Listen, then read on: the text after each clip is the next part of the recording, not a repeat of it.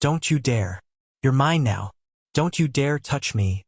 The words died in my throat the moment his eyes locked on mine from across the crowded exhibition hall. I knew who Lorenzo Moretti was. Everyone in the city's art scene whispered his name like a dark prayer. The businessman, the collector, the monster who ruled the city's underworld with tattooed hands that were rumored to be stained with blood beneath his heavy gold rings. I never meant to catch his attention, never wanted to become his obsession. But the moment that rival gallery owner placed his hand on my lower back, something shifted in the room. Something dangerous. Something that made the air freeze in my lungs. Don't you dare, Lorenzo's voice cut through the ambient chatter like a switchblade.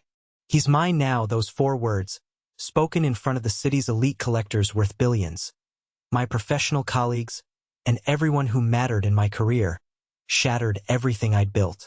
They threatened my reputation, my independence, my safety, and what terrifies me most is not his power, not his brutality, not even the violence I've witnessed since that night. What terrifies me is how desperately I want him to say those words again. Want to know how a respected black art curator became the possession of the most feared Italian mob boss in the city. Want to know what happens when you're claimed by someone who destroys anything he can't own? Keep listening because this nightmare is just beginning. If you're already intrigued by my dark journey into the city's dangerous underworld, make sure you engage with this story now, because you won't want to miss what happens next.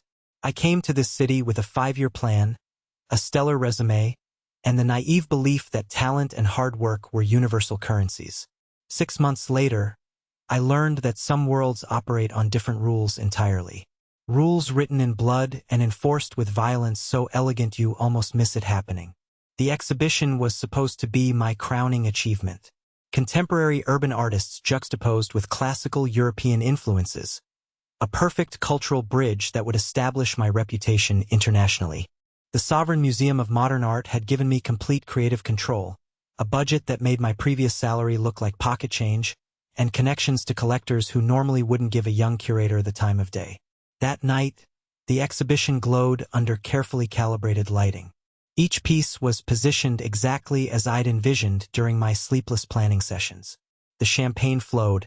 The string quartet played something haunting and traditional with a modern twist, and the city's elites circulated in designer clothing that probably cost more than my annual rent. I wore black, a sleek, tailored suit that hugged my frame without being inappropriate, professional, but confident. My hair was freshly faded, and I wore a single diamond stud earring that had been my mother's, the only truly valuable thing I owned. I looked good. I felt powerful, ready to charm donors, impress critics, and cement my position in this new world I'd entered. I never noticed him watching me, not at first. The whispers reached me before I saw him. Museum staff suddenly straightening, conversations faltering, a ripple of tension spreading through the crowd like a stone dropped in still water. Then the crowd parted and he was there.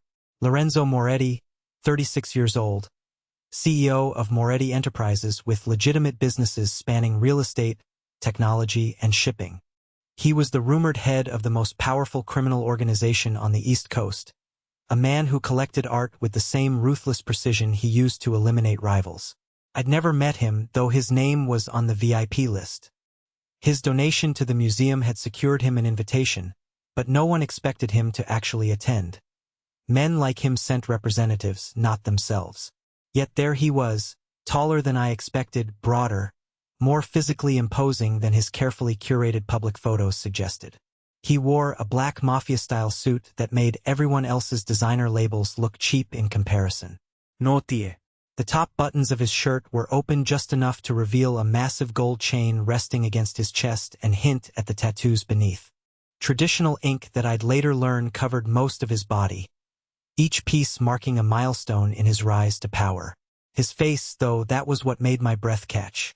Devastatingly handsome in a cold, masculine way that seemed almost predatory.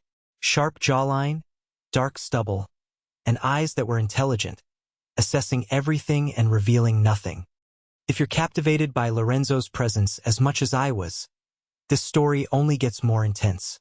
Like this story now to let me know you want the next chapter. He looked at me exactly once during that first hour.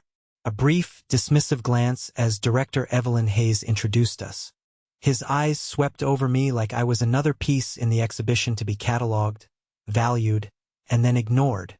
He spoke perfect English with a slight, rough Italian lilt when he congratulated me on the collection, but there was no warmth in it.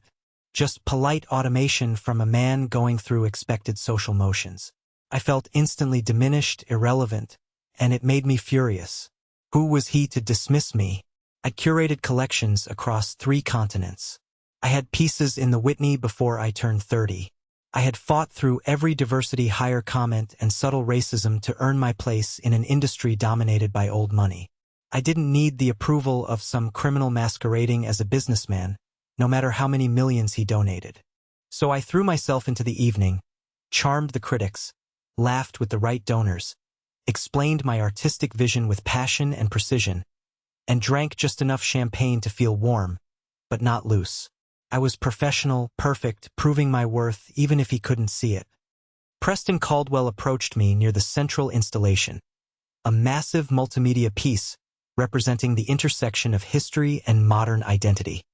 He was young, handsome in that polished way of men born to wealth, and the owner of a rival gallery that had tried to poach me when I first arrived in the city.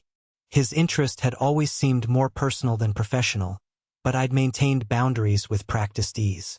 "Your vision is extraordinary, Marcus," he said, standing closer than necessary. "The way you've captured the duality of struggle while honoring traditional aesthetics is remarkable." The backhanded compliment made me grit my teeth, but I smiled through it. "Art speaks a universal language, Preston, though I appreciate the months I spent studying the nuances of the collection. Perhaps you need a more personal guide to truly understand the elite circles of this city," he purred. His hands settled on my lower back, warm through the thin fabric of my suit jacket. Not quite inappropriate, but definitely presumptuous. "My family has collections going back centuries. Private pieces never displayed publicly. I could show you." I was formulating a polite rejection when I felt it. That inexplicable sensation of being watched, the hairs on my neck rising despite the gallery's perfect climate control. An awareness that swept through me like a physical touch. I turned slightly, scanning the crowd, and found Lorenzo's eyes locked on us from across the room.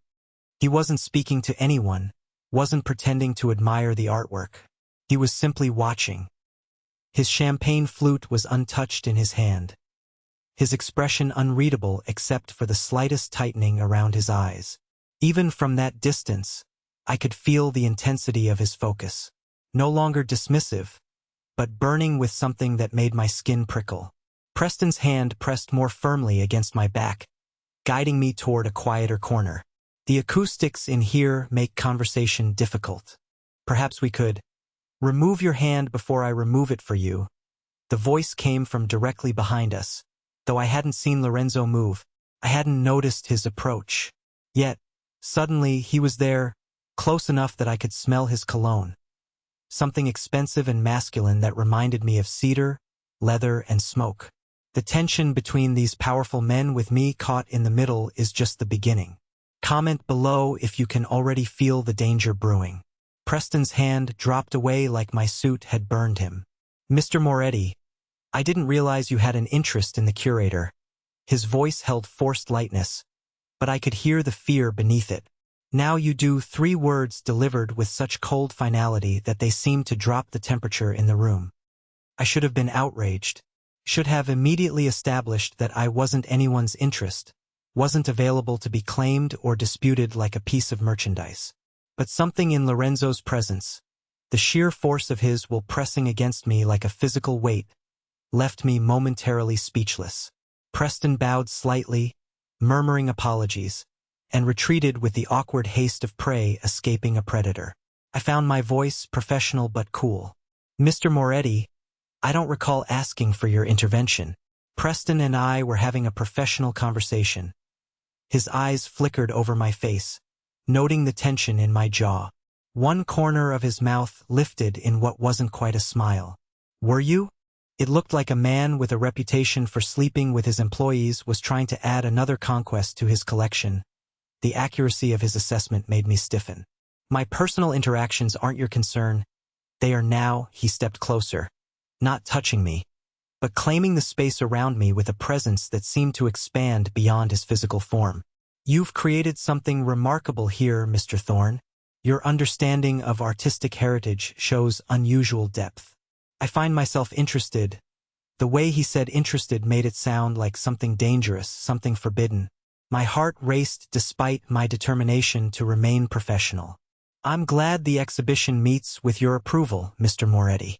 Your foundation's support was instrumental in— I'm not talking about the exhibition, he interrupted, his dark eyes never leaving mine, intense and unblinking. I'm talking about you. Before I could respond, we were interrupted by Director Hayes, nervously announcing it was time for my curatorial speech. I'd never been so grateful for an interruption, escaping Lorenzo's proximity with what I hoped looked like professional poise rather than a retreat. The speech went well. I practiced it for weeks, perfecting every word. The audience responded with enthusiastic applause, and for a moment I recaptured that sense of accomplishment, of professional pride. Then I made the mistake of looking for Lorenzo in the crowd. He stood at the back, ignored by no one, yet approached by no one. His massive gold chain caught the light as he shifted, his eyes never leaving me as I spoke, watching with an intensity that made me stumble over words I'd rehearsed 100 times. When I finished, he didn't applaud, just raised his champagne glass in a silent toast that felt more intimate than if he'd shouted praise across the room. I tried to avoid him after that. I circulated through the exhibition spaces, engaged with critics and collectors, accepted congratulations, and deflected the occasional barbed comment disguised as praise. But I remained aware of him always, moving through the periphery of my vision, a dark constant I couldn't escape. Hours passed. The crowd thinned as the evening progressed. I found myself in the West Gallery, momentarily alone, studying a piece that juxtaposed urban street art with Renaissance composition. You're avoiding me. I didn't turn around. I didn't need to. His voice had already become disturbingly familiar, raising goosebumps along my arms. Are you feeling the chemistry building? This dangerous attraction only intensifies in the full story. Make sure you're following so you don't miss a single moment of what happens next. I'm working, Mr. Moretti. This is a professional event. Lorenzo, he moved beside me, his shoulder nearly touching mine as he studied the artwork. When we're alone, you'll call me Lorenzo. The presumption should have angered me. Instead, it sent a thrill of something dangerous down my spine. We're not alone. We're in a public museum surrounded by guests. Look around, Marcus, the use of my first name. The way it sounded in his mouth, deep and textured, made me finally turn to him. He was right. The gallery had emptied without my noticing. The last few guests were visible only as distant silhouettes through the doorway to the main hall. How do you know my name? Director Hayes introduced me as Mr. Thorne. The smile that touched his lips then was real, small but genuine, transforming his face from cold perfection to something devastatingly human. I know everything about you. Harvard Art History. Whitney Museum Assistant Curator at 27. Passed over for promotion twice despite bringing in record donations. Left New York after your engagement ended. Arrived here 6 months ago with impressive credentials and something to prove. My blood ran cold. You've been investigating me. I investigate everyone who interests me. And what exactly made me interesting enough to warrant a background check? My voice hardened with the anger I'd been suppressing all evening. He studied me for a long moment before answering. You created beauty out of conflict, harmony from opposition. He gestured to the exhibition around us. Street and studio, traditional and modern, past and future. You found the connections others missed. His eyes returned to mine. That's rare. That's valuable. That's interesting. Something in his voice made it clear he wasn't just talking about my curatorial skills. I stepped back, needing distance from his overwhelming presence. Well, your interest is noted but unnecessary. After tonight, this exhibition runs for 3 months. Then I move on to my next project, probably back on the West Coast. His expression shifted, something possessive flickering across his features. No, you'll stay here, the commanding tone snapped my patience. Excuse me? My career plans aren't subject to your approval, Mr. Moretti. Your next exhibition will be at my private gallery. Exclusively black contemporary artists spanning the last century through today. You'll have triple your current budget and complete creative control. I blinked, momentarily derailed by the offer itself. It was a dream project with resources beyond anything I could hope for elsewhere. Then I registered the assumption behind it. You can't just decide my future without consulting me.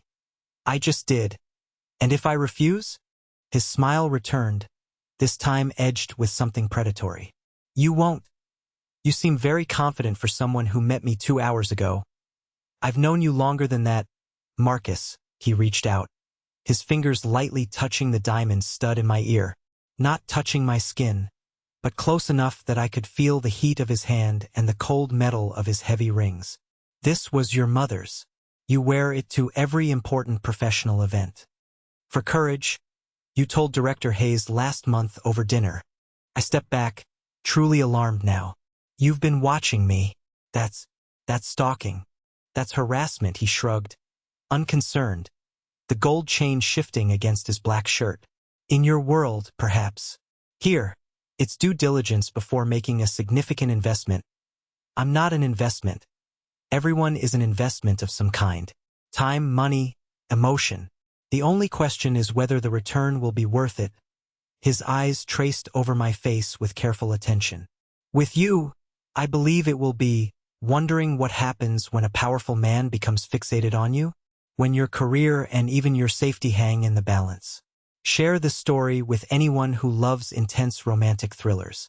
I opened my mouth to tell him exactly how inappropriate and unwelcome his attention was when Preston reappeared at the gallery entrance, visibly hesitating before approaching. Marcus, I apologize for the interruption, but several critics are asking about the symbolism in the central installation.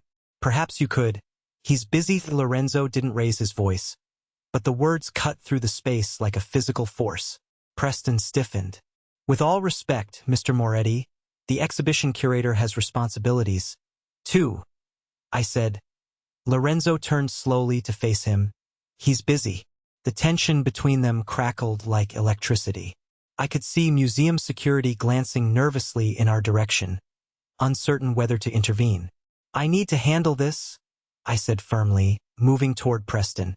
My professional responsibilities come first, Mr. Moretti. We can continue our discussion another time. I hadn't taken 3 steps when Lorenzo's hand closed around my wrist. Not painful, but firm, inescapable. Don't you dare walk away from me. The words were soft, but threaded with steel. Let go of me. I kept my voice low, aware of the attention we were beginning to attract. Let him go, Lorenzo. Preston moved forward, foolish bravery overriding his obvious fear. You're creating a scene. Something dangerous flickered in Lorenzo's eyes. Without releasing me, he turned to Preston. Your father's gallery is currently displaying 3 pieces smuggled through European brokers last year. Pieces with questionable provenance from private Italian collections. One anonymous tip would trigger an investigation that would destroy your family's reputation and business. His voice remained conversational, almost pleasant. Do you really want to challenge me right now? The color drained from Preston's face. He backed away, bowing slightly. I apologize for the intrusion. Preston, wait. I started, but he was already retreating, leaving me alone with Lorenzo. I jerked my wrist from his grasp, fury overtaking my professional composure. How dare you? How dare you threaten my colleague, interrupt my work, manhandle me at my own exhibition? He's not your colleague. He's a predator who slept with the last 3 men who worked with his gallery, all of whom mysteriously lost their positions afterward. Lorenzo straightened his cuffs, the gold glinting, unconcerned by my anger. As for interrupting your work, the exhibition is effectively over. Most guests have left. The critics have filed their initial impressions. Your professional obligations are fulfilled. That doesn't give you the right to. Don't you dare raise your voice to me in public again. That soft, dangerous tone that somehow silenced me more effectively than a shout would have. Before I could respond, he stepped closer, one hand moving to my lower back, precisely where Preston had been earlier. The difference in how it felt was startling. Preston's touch had been presumptuous, but forgettable. Lorenzo's burned through the fabric of my suit like a brand. "You're making a scene," he murmured close to my ear. "People are watching. Your professional reputation matters to you. So smile, look charmed, and walk with me to the central gallery. Once we're alone, you can berate me all you want." He was right. Staff members were watching with poorly concealed interest. The remaining guests had noticed the tension. Director Hayes was approaching with a concerned expression. I forced a smile, leaning slightly toward Lorenzo as if we were having a pleasant conversation. "I hate you for this," I whispered through clenched teeth. "No, you don't." His hand pressed more firmly against my back as he guided me toward the main exhibition space.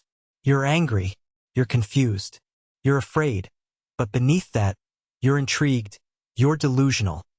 Your pulse is elevated. Your pupils are dilated. Your breathing has quickened."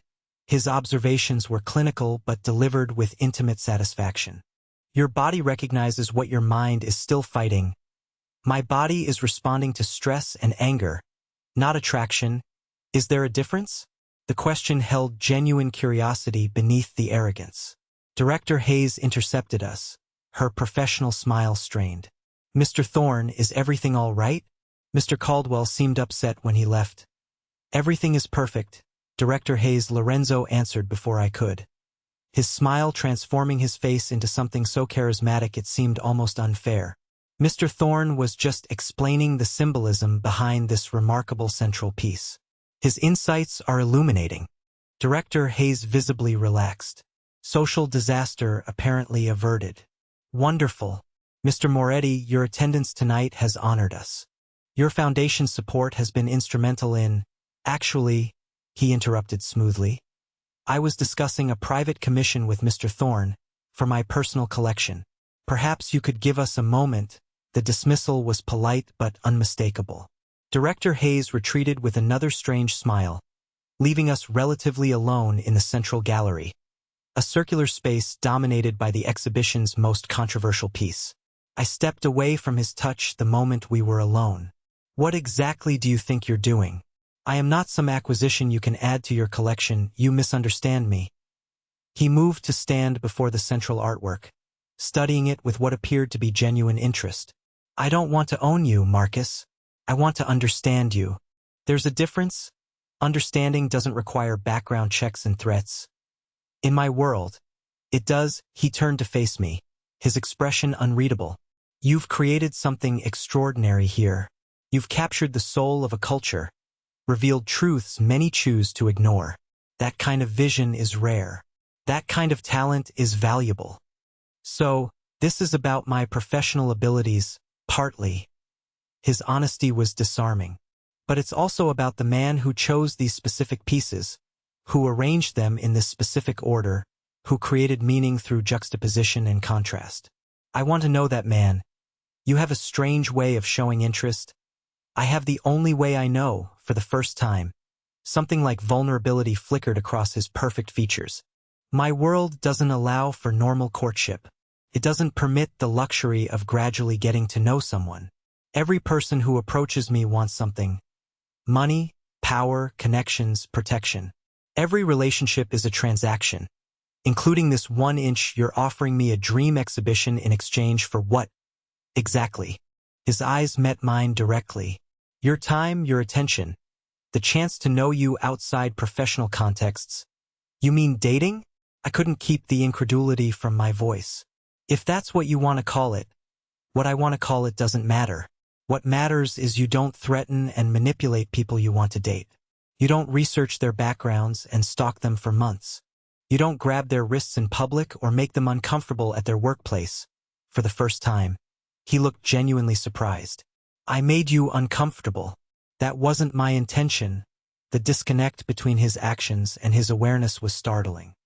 "What did you think manhandling me in front of my colleagues would make me feel?" He considered this seriously. Protected, valued, claimed. Claimed. The word made my anger surge again.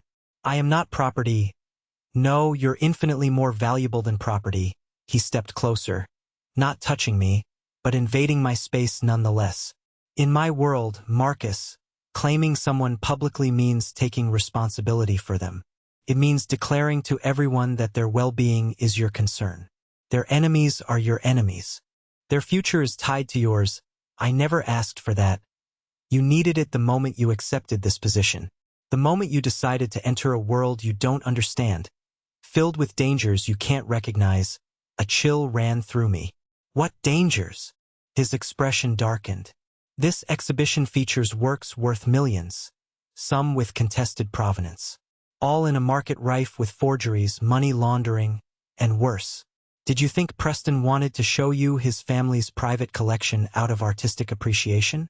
He wanted information about authentication processes, about which pieces might be vulnerable. The implication stunned me. You're saying he wanted to what? Steal from the exhibition. I'm saying art is rarely just about art. Not at this level. It's about power, status, money, and sometimes darker things. His eyes held mine steadily. 3 curators in this city have been approached by brokers in the past year. All were pressured to authenticate questionable pieces. 1 refused and was found in the river. 1 accepted and is now being blackmailed. The 3rd disappeared entirely. Fear crept along my spine, cold and insistent. Why hasn't anyone told me this? Would you have taken the position if they had? When I didn't answer, he nodded. Precisely. The museum needs your expertise, your international reputation. They weren't going to risk losing you by sharing the uglier realities of our art world. But you're telling me. Because I want you fully informed. Because I want you safe. His voice softened slightly. Because I want your choice to be real, not based on partial information or manipulated circumstances. The irony made me laugh sharply. Says the man who just threatened my colleague and physically prevented me from leaving. Something like regret crossed his features. I operate on instinct. When Preston approached you, when he touched you, his jaw tightened. I reacted poorly. For that, I apologized. The apology surprised me more than anything else he'd said or done. Why me, Lorenzo? Why this obsession with someone you barely know? He was silent for a long moment, studying me with an intensity that seemed to see past all my careful professional facades. Because you're fearless. Because you came to a city where you have to fight for every inch of respect. And you created something extraordinary through sheer will and talent. Because when I look at your work, I see someone who understands that beauty can come from pain, order from chaos, strength from vulnerability. His words resonated with uncomfortable accuracy. My exhibition had been born from my own sense of displacement. That doesn't justify stalking. No, but it explains my interest. He reached out slowly, giving me time to move away, and when I didn't, his fingers lightly touched my cheek. I want to know you, Marcus Thorne, properly on your terms. The touch sent electricity through my skin. I stepped back, needing distance to think clearly. If that were true, you would have approached me normally, asked for an introduction, invited me to coffee. Not whatever this is. You're right. He dropped his hand. But men like me don't get normal beginnings. We don't get the luxury of being judged without our reputations preceding us. Before I could respond, the sound of breaking glass shattered the moment. Shouts echoed from the north gallery. Security guards rushed past the doorway. Lorenzo's posture changed instantly. The conversational man was replaced by something dangerous. Alert. Stay here. He moved toward the commotion with predatory grace. I should have listened, should have stayed put or called for help or done anything except follow him.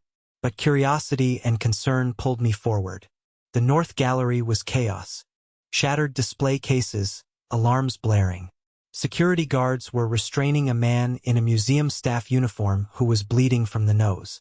Director Hayes was white-faced and trembling, and on the floor were the remnants of a priceless sculpture. He tried to switch it. A security guard was explaining to Lorenzo. The replacement was in his bag. We caught him before. Lorenzo cut him off with a question I couldn't hear.